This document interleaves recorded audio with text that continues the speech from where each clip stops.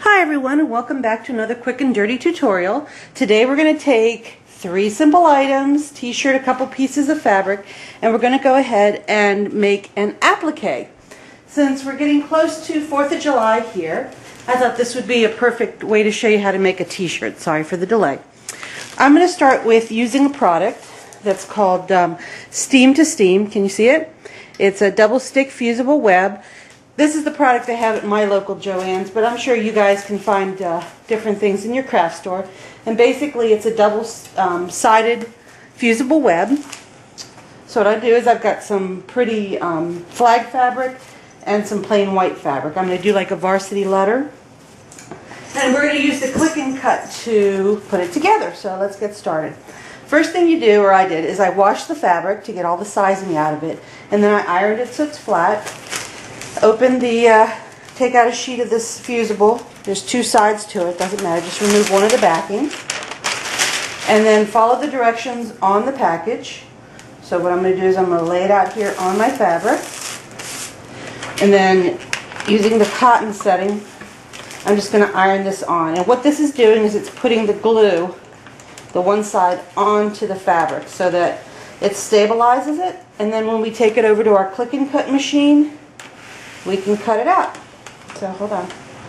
There's the first one. It's really fast, so this isn't going to take long at all. I thought this would be a cute idea for 4th of July, but make sure you have the right side of the fabric facing out. You don't want to put the wrong one. Oh, and there we go. See? Good thing to double check. Get my other piece here. But you can do the same thing with any design. Something you design yourself or any cut out. Things are cute. You can make these for baby onesies or t-shirts for your kids, school stuff. But I was amazed at how much appliques are when you go to the store to buy them, and I thought, hey, click and cut, there's another way to use it. There's also a new fabric blade that you can pick up at the paper thread store, and it cuts like butter. There's no hanging little pieces of fabric or anything. So let's get this done and we'll head over to the machine. Okay, so there you go. I've got both pieces of my fabric. What I'm going to do right now is I'm going to use my scissors and I'm going to trim away close to this edge, and then I'm going to lay it on my mat and we'll cut from there. Okay, hi, it's me again. I just wanted to show you, here's the kind of blade there is. This is the blade we're going to be using. This is the fabric blade, and you can see it's like a long 45-inch right there. That's like a paper blade. See how it's narrower right here? This is really nice. I picked it up at Paper Threads. And it doesn't leave any strings or anything hanging. If you are using the original style blade holder, you are going to need to purchase that large hole cap because this blade is kind of big. And you, again, can get that over at Paper Threads when you buy this blade. I'm going to be using my Max blade holder, so it just drops right into place like so. And we're ready to go. So let me set up the machine. And we'll go from there. Oh, and also, here's my fabric. You can see I laid it down, and then just to give myself some insurance, I use this repositionable painter's tape around the edges like this to hold it down, just in case the mat itself isn't sticky enough to hold it. So let me get set up and we'll do the cutting. Okay, so I'm all set up. I've got my velocity set at 150 and my force is set at 121. It might be too much, but this is what's been working for me, so just thought I'd let you know. So let me hit cut and we'll get started. The funny thing is when you're looking at this blade cutting, you really can't see it the way you do with paper, so you kind of keep your fingers crossed. I found that after doing the first applique I did the other day, I really just need to trust the machine. It knows what it's doing. So I'll show you what happens. Isn't that pretty? I like the little flag thing. I think it's going to be nice for the 4th of July.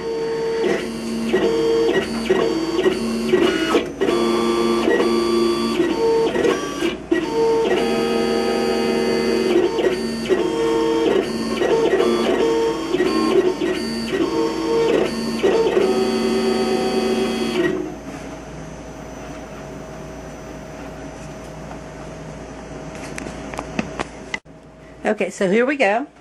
So you can't see it, but there we go. There's the letter A. And see, look how sharp that came out there with no little burrs or anything. And let's see here. Here's the next one. Oops, which direction is this? Can't even see where I'm cutting. Oh, there it is. There's the S. And the U is over here. There we go. So now I've got the letters U, S, K. I'm going to go ahead and set up the machine and do the same thing with the white underlay fabric that I'm going to do. It's going to the varsity letter part, the backing, and cut those out, and then when we're done with that, we'll meet you over at the ironing board section again. See you soon. Okay, we're back. So I've cut out all the letters, and so you can see this is the gray t-shirt that I'm going to make. And just to show you, I thought, here you can see how it looks with just the flag fabric on, the letter A. That looks kind of cute. And then I could have used just the outer A because I kind of wanted like to show up, but I thought the varsity letter look, and this is what I was talking about, would be better. See, isn't that sharp how you have the white outside and the thing, and then your inside part? Sorry about the dogs. So let me just show you how to double it. So you're going to remove the backing off of the foreground portion, and see how quickly I can do this. Okay, super easy. So now you've got the sticky backing back here. And then I'm just going to line it up inside there. And there you go. And then we're going to iron this down. So you have just now made your applique there. Isn't that cute? And that's it. Now to put this on the t-shirt, we're going to remove the paper backings off of each letter, and we're going to put it on the t-shirt. Now what you can do is you can measure with a ruler down up to see where you want it. And what I did is I put the shirt on, and then I had my darling husband put the line there so I know what's a straight line and where I want these letters to be. So let's just do this really quick, hopefully. It's just a matter of placement. Now you can do the same thing, you know, for any kid's shirt. This is a great idea to make your own appliques for baby showers or birthdays, kids' birthdays. If you have a theme, little pirate head or something, it doesn't really matter. So many choices to go with. But as I said, this was just an easy one for me to do right now.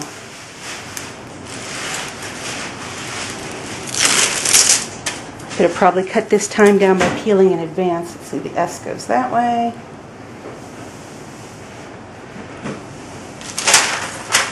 And then, sorry about that. Finally, the letter A. I think it's going to look cute.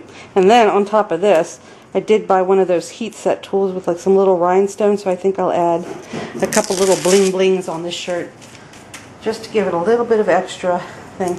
Also, make sure you remove all of the backing. See that little piece got caught on there? So there's my A. Make sure my shirt is flat. I could bring this over just a little bit. Make sure you have it the way you want it, because once you iron it down, that's it. It's a done deal. A right there. Does that look pretty level here? No, it looks like it needs to scooch over just a tad. I want it to have the same distance apart there.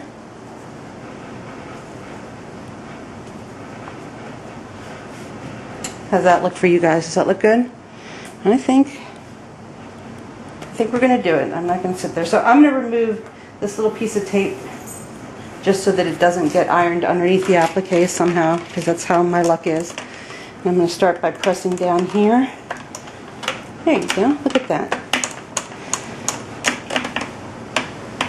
Just pressing down, and I just think that's going to be a great shirt for the 4th,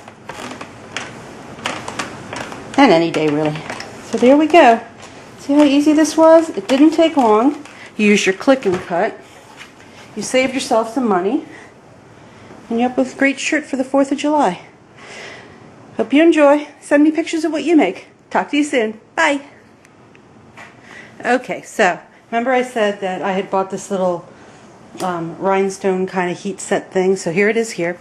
This is what it looks like. This is the handle, and this is the Jolie's Jewelers. I got these at Joann's, of course, but what can you do when they give you all these coupons for percentage off? So basically, I've never used it before, so let's see how it goes. The other thing I wanted to comment on, Well, I'll talk as I go along. So what the instructions say on this thing is that I need to push the button onto forward, which I did, and the tool gets hot, blah, blah. Press the red button and place the tip on top of the crystal, hold for 15-30 seconds. So let's see how this works. So what I did here, as you can see, is I kind of placed these where I want them to be. I think that'll help me a little bit. So let's get started. What I was going to say is, I'm pushing the button, okay. Before I did this whole project, I washed the t-shirt as well as the fabric, and that was to remove any sizing or anything, and to make sure that it would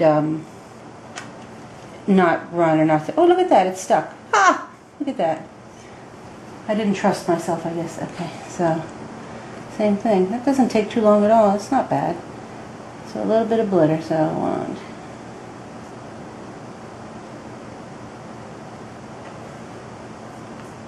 That's all it takes. I'm impressed. I've never... So there you go. So I'm adding a little bit of bling to this whole mess here, and I'm just going to finish this up, and then as soon as I'm done, I will show you the finished product. Hold on. Okay, so that's it. I just did the last one. I turned it off. I did put my hand in here because the glue had seeped through just a little bit, but the back of the t-shirt's fine. So here we go. Look at that. Can you see that? I think that came out sharp. Look at that. So, as I said, please go ahead and share pictures with me, and I hope you use this technique, and I'll talk to you soon. Bye.